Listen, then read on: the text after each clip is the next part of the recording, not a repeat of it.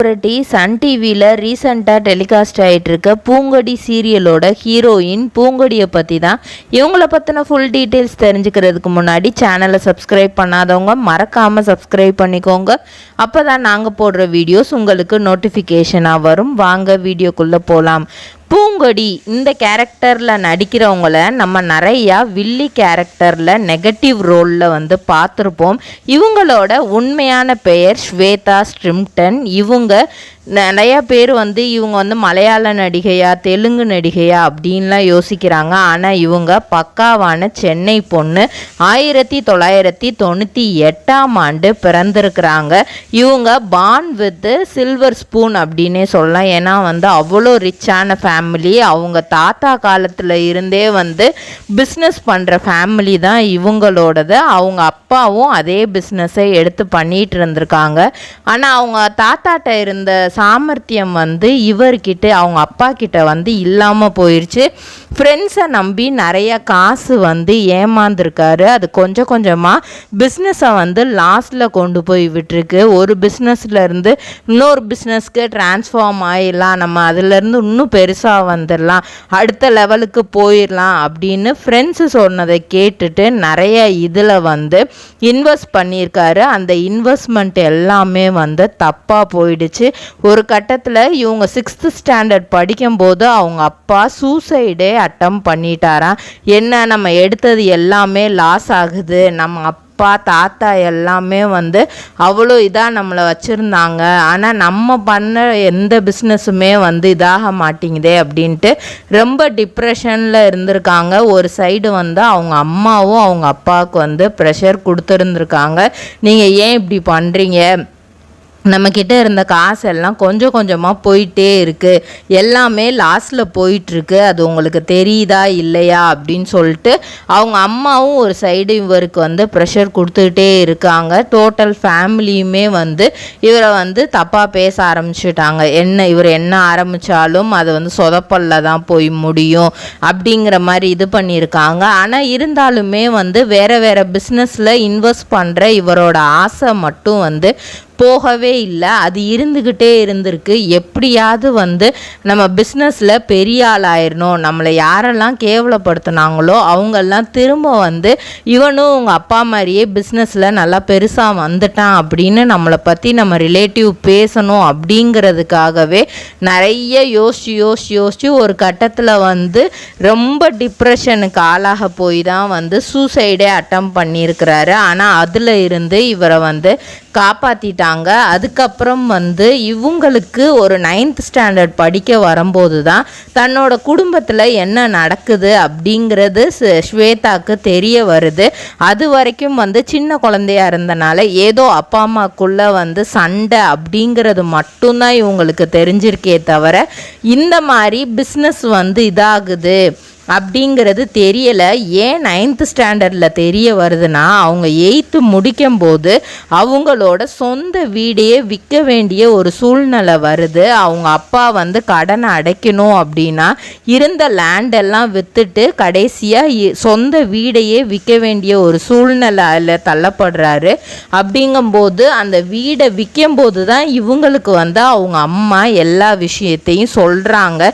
ஏன்னா கிட்டத்தட்ட 9th standard அப்படிங்கும்போது ஓரளவுக்கு அவங்களுக்கு அந்த சிச்சுவேஷன் புரிய ஆரம்பிக்குது.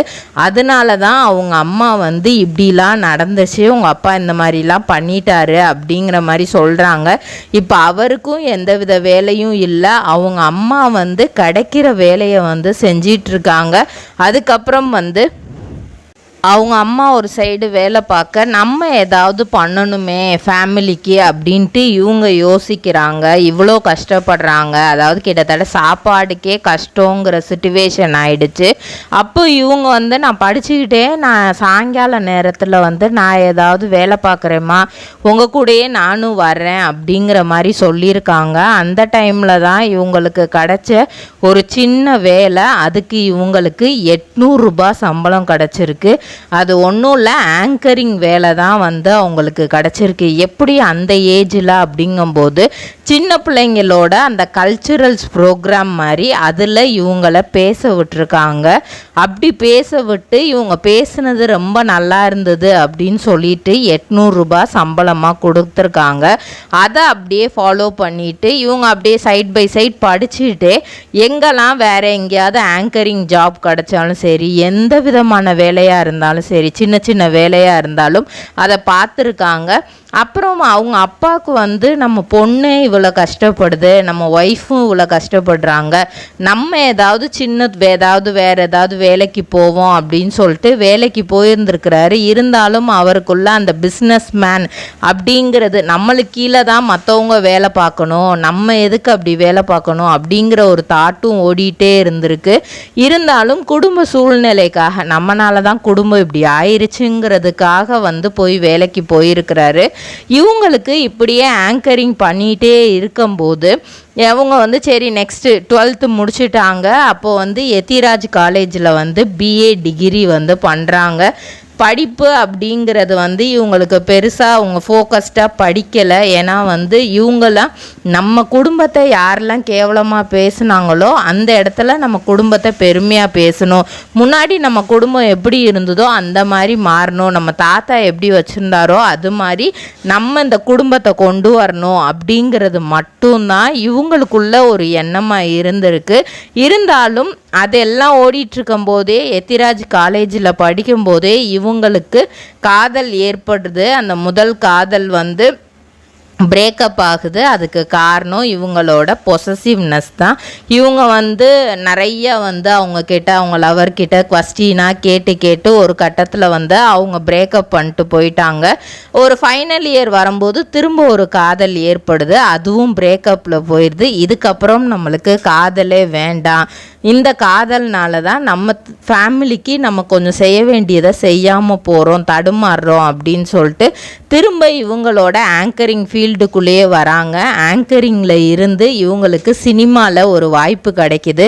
ராஜகிளி அப்படிங்கிற ஒரு படம் பண்ணுறாங்க. அதுக்கப்புறம் இனி ஒரு காதல் செய்வோம் அப்படிங்கிற படத்துலையும் நடிக்கிறாங்க. அதுக்கப்புறம் ஆஃபீஸில் அசிஸ்டண்ட்டாகவும் இருக்காங்க. ஒரு ஆஃபீஸில் அவங்களுக்கு கிடைச்ச வேலையில் வந்து அசிஸ்டண்ட், ஏன்னா எத்தனை நாள் தான் ஆங்கரிங், அண்ட் சினிமாவில் வந்து சின்ன சின்ன ரோல் தான், அதில் கிடைக்கிற காசு வந்து பத்தலை. அதனால வந்து அசிஸ்டண்ட்டாக ஒர்க் பண்ணிகிட்டே இருக்காங்க. அப்போ தான் இவங்களுக்கு வந்து சித்திரம் பேசுதடி அப்படிங்கிற ஒரு சீரியலில் நெகட்டிவ் ரோல் நடிக்க வாய்ப்பு கிடைக்கிது. பொதுவாக நெகட்டிவ் ரோல் அப்படின்னா யாருமே ஏற்றுக்கிற மாட்டாங்க. அந்த மாதிரி தான் இவங்களும் மனசில் வந்து வேண்டாம் அப்படின்னு தான் யோசித்து வச்சுருந்துருக்குறாங்க. ஆனால் வந்து இவங்களோட சூழ்நிலை அதில் நடித்தா நிறைய காசு கிடைக்கிது, இவங்களுக்கு தான் நிறைய கேரக்டர் வருது. ஸோ கால் ஷீட்டில் அமௌண்ட்டும் வந்து இவங்களுக்கு அதிகமாக கிடைக்கிதுங்கிறதுனால அதை ஒத்துக்கிட்டாங்க. அதில் மக்கள் நல்லா வரவேற்பு கொடுத்தனால பூவா தலையா சீரியல்லையுமே வில்லியாக நடிக்கிறாங்க. அதுக்கப்புறம் நினைத்தாலே இனிக்கும் சீரியலில் வில்லியாக நடிக்கிறாங்க. இப்படி நடிச்சுட்டே வந்து அவங்க தம்பியை கொஞ்சம் கொஞ்சமாக படிக்க வைக்கிறாங்க. கிட்டத்தட்ட அவங்க தம்பி வந்து நல்லா படிக்கிறதுனால 2 டிகிரி அவங்க வந்து படித்து முடிச்சுட்டாங்க.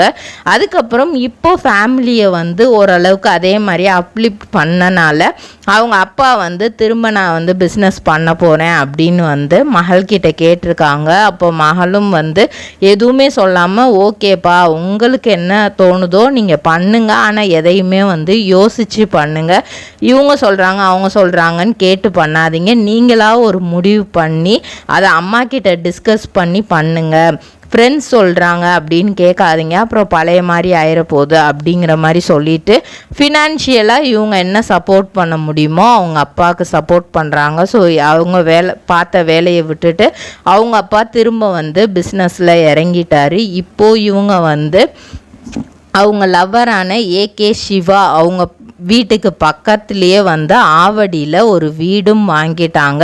பழைய இருந்த வீடை விட கொஞ்சம் பெருசாகவே வந்து வீடு வாங்கியிருக்காங்க. இப்போ நடிக்கிற பூங்கொடி சீரியலில் வந்து இவங்களுக்கு லீட் ரோல், அதாவது ஹீரோயின் ரோலில் நடிக்கிறதுக்கான ஆப்பர்ச்சுனிட்டியை வந்து சன் டிவி வந்து ஏற்படுத்தி கொடுத்துருக்காங்க. இவங்களோட நெகட்டிவ் ரோலில் மக்களை எல்லாம் இம்ப்ரெஸ் பண்ணனால இவங்கள ஒரு சாஃப்ட் கேரக்டரில் போட்டு போட்டால் எப்படி இருக்கும் அப்படிங்கிற மாதிரி யோசித்து தான் ஃபஸ்ட்டு அந்த ரோலை வந்து கொடுத்துருக்குறாங்க.